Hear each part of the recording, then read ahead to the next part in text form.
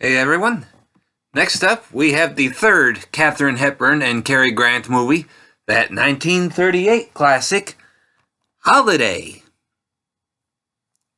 Now, after going on a holiday to Lake Placid, Johnny Case, as played by Cary Grant, comes home engaged to Julia Seton, Doris Nolan. He is surprised to find out that she is an heiress, the daughter of a rich banker.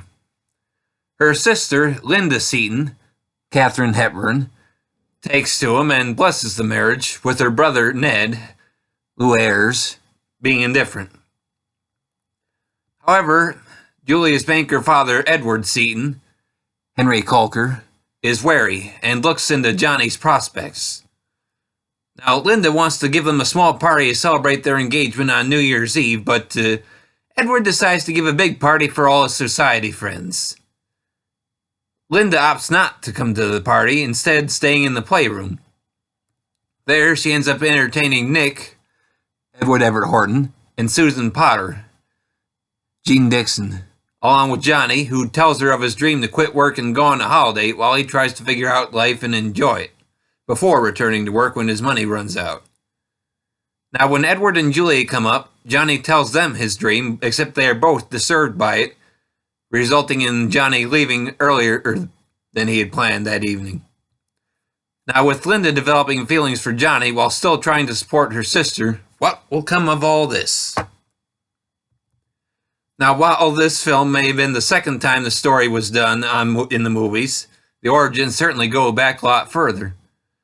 Nearly 10 years earlier, during the Philip Berry play's original run, Katharine Hepburn was the understudy for the role of Linda Seton. And during that time, only once did she get a chance to actually perform in place of the usual actress, Hope Williams, and apparently Katharine Hepburn's performance was a disaster, as she mainly mimicked how Hope Williams had been performing it. Still, Katharine used part of the character's lines when auditioning for what will be her first movie, A Bill of Divorcement, with George Cukor directing. Now, after that success, Katharine was under a contract to RKO Studios, but soon became labeled as box office poison. In 1938, Columbia Pictures planned a remake of Holiday with George Cukor directing. They wanted Cary Grant to star, but the studio hoped to reteam him with Irene Dunne after the success of the previous year's The Awful Truth. However, George Cukor wanted Katharine Hepburn. At that time, she was still under contract to RKO, who had plans to star in the B-movie Mother Cary's Chickens.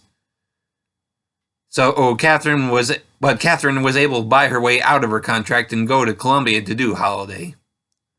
Now, Holiday didn't end up being successful enough to remove the box office poison label, though, so she went back to the stage, where she would star to great acclaim in another Philip Berry play, The Philadelphia Story. Of course, do the film version for MGM, which revived her film career. Now, for me, this is a fun film, made very much so by its wonderful cast. Cary Grant just works so well for me as Johnny Case, especially throwing in his acrobatic abilities as a method for the character to put his troubles behind him. Now, Katharine Hepburn is fun as the older sister, Linda, who is trying to rebel against her father's wishes, while still caring for her siblings. Only problem with the two actors is that once that you see that they are both in the movie, whether or not you've seen the story before, you know they're going to end up together. But I'm not complaining. And Edward Everett Horton is, well, Edward Everett Horton, which makes this movie worth it for him alone, in my eyes. Very fun film, I would say, and my second favorite of the four films that teamed up Cary Grant and Katharine Hepburn, only behind Bringing Up Baby. To be fair, I still haven't seen all four, but I can't imagine their first film together, Sylvia Scarlett, changing my mind about the current order. Now, Holiday is certainly one movie I would very much recommend. The movie is available on Blu-ray and DVD from Criterion Collection. The new restoration included on this release is fantastic. For the picture quality alone, this set is well worth it, and I can't even begin to recommend it enough. The movie's length is 1 hour and 36 minutes. Well, that should be all I have to say on this one, everybody, so thanks for listening, and I hope you'll keep coming back for more.